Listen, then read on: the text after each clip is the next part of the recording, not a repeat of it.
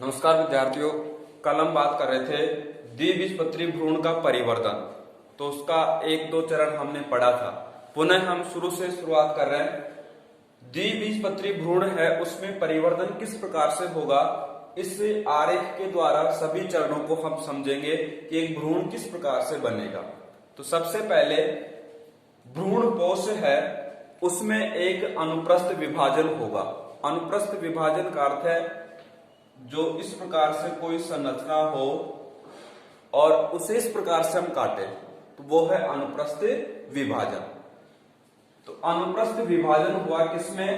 भ्रूण कोश।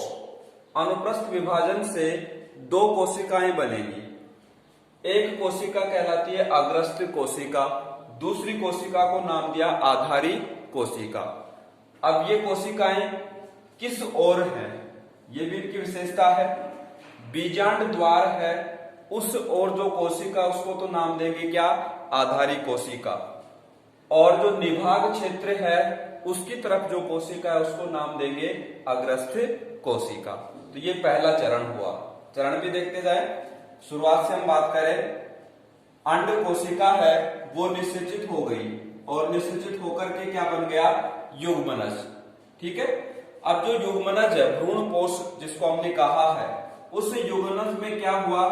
अनुप्रस्थ विभाजन। ये जो पहला चरण हमने बताया, अनुप्रस्थ विभाजन हो गया।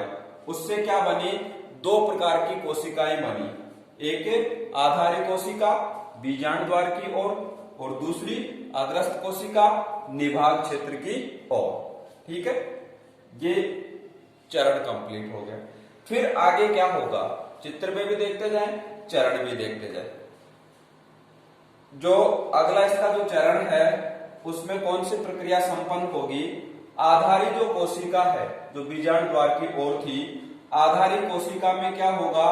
विभाजन होगा। और विभाजन से लगभग 6 से लेकर 10 तक जो कोशिका की एक लंबी श्रृंखला बनेगी।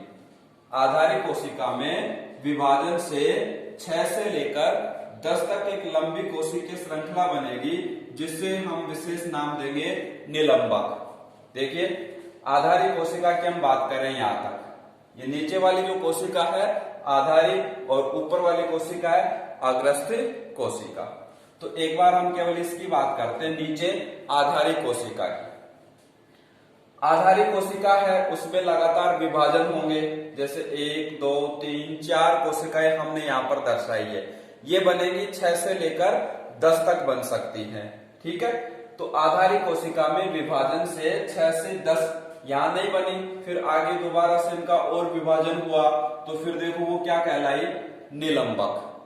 ठीक है, इसी को आगे कंटिन्यू करें। आधारी कोशिका में विभाजन हुए, फिर और विभाजन हुए। यहां पर देखो 1 2 3 4 5 और ये छठी कोशिका। तो 6 से लेकर 10 तक कोशिकाएं बनेगी और वो जो पूरी संरचना है वो संरचना क्या कहलाएगी? निलंबक। ठीक है। सबसे पहले युग्मनज बना, अंड कोशिका निषेचित होकर के क्या बनाई? युग्मनज। युग्मनज में क्या हुआ? अनुप्रस्थ विभाजन। क्या बनी? दो कोशिकाएं, बीजांड द्वार की ओर आधारी, निभाग की ओर अग्रस्थ। ठीक है। आधारी कोशिका में बार बार विभाजन से 6 से 10 लंबी कोशिका की संरचना बनेगी, जिसको क्या नाम देंगे हम? निलंबक। ठीक है। अगला चरण जो निलंबक बना है उसी में देखिए, जो लास्ट वाली जो कोशिका है निलंबक की, आधारी जो कोशिका है नीचे नीचे वाली, वो किसका कार्य करेगी? चूषकांग का। देखो यहां पर हमने इसमें नाम भी लिखा है। ये कौन सी कोशिका है? चूषकांग। भोजन है, खाद्य है, उसका चूषण करने के लिए। तो ये सभी हम किसकी बात कर रहे हैं अभी? आधारी कोशिका से 6 से 10 लंबी श्रृंखला बनी है उसकी। ठीक है।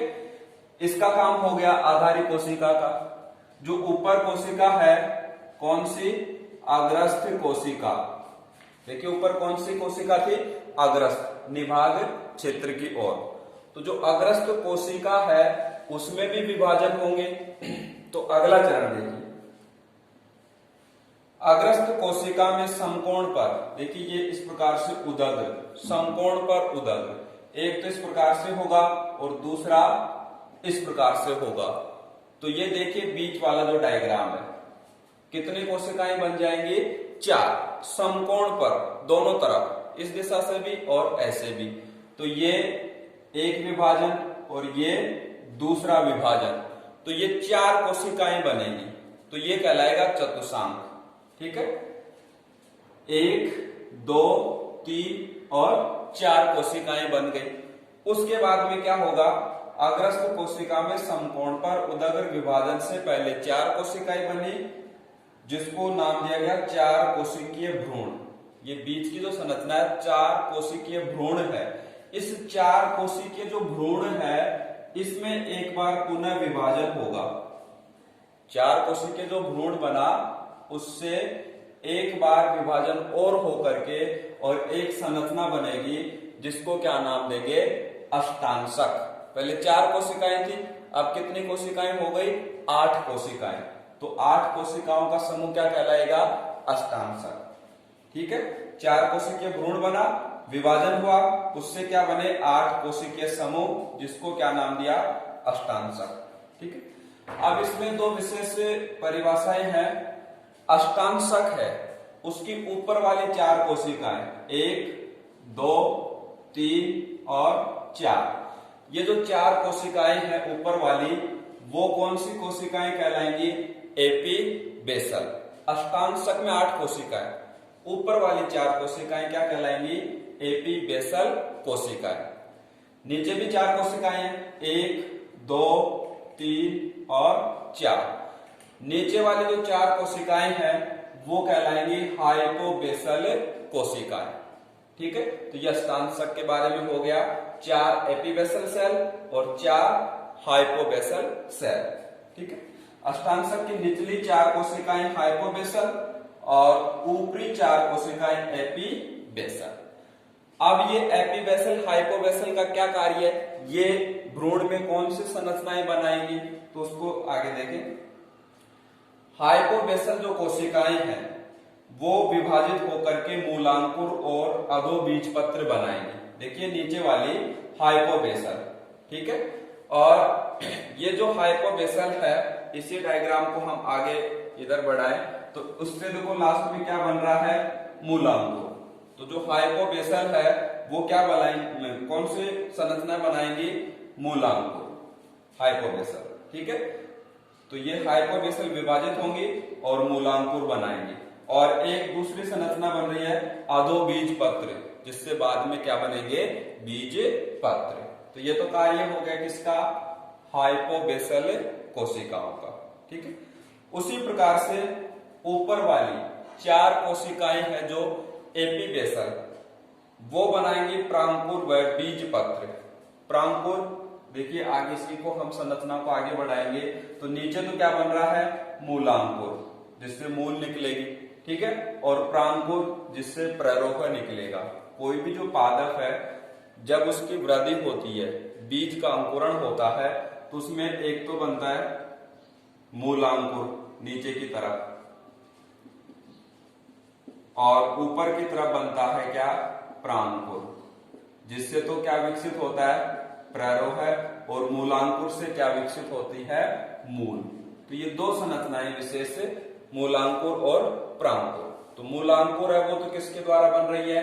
हाइपोबेसल। नीचे जो सेल है वो मूल बना लेगी, ऊपर जो एपीबेसल सेल है वो क्या बनाएंगे? प्रांकुर और बीज पत्र।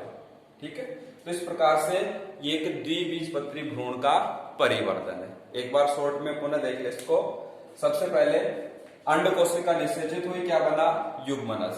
युग्मनज है, भ्रूणपोष है, उसमें अनुप्रस्थ विभाजन से 2 कोशिकाएं बनी, बीजांड द्वार की ओर आधारी कोशिका, निभाग की ओर अग्रस्थ कोशिका। इनमें पुनर्विभाजन होगा। आधारी कोशिका क्या बनाएगी? निलंबक, 6 से 10 कोशिकीय लंबी श्रृंखला। अग्रस्थ कोशिका है वो पहले 4 चतुर्थांश, फिर 8 कोशिका अष्टांशक। ठीक है, तो ये अष्टांशक, उसमें 4 कोशिकाओं का समूह है। हाइपोबेसल नीचे वाला, ऊपर वाला एपीबेसल। हाइपोबेसल और एपीबेसल है वो मुख्य संरचनाएं बनाएंगी। एक भ्रूण का जो परिवर्तन होगा, उससे अंकुरण होगा, पादप बनेगा नया। तो हाइपोबेसल है वो तो क्या बनाएगा? मूलांकुर और अधोबीज पत्र। और एपीबेसल है वो कौन सी संरचनाएं बनाएगी, प्रांकुर और बीज पत्र।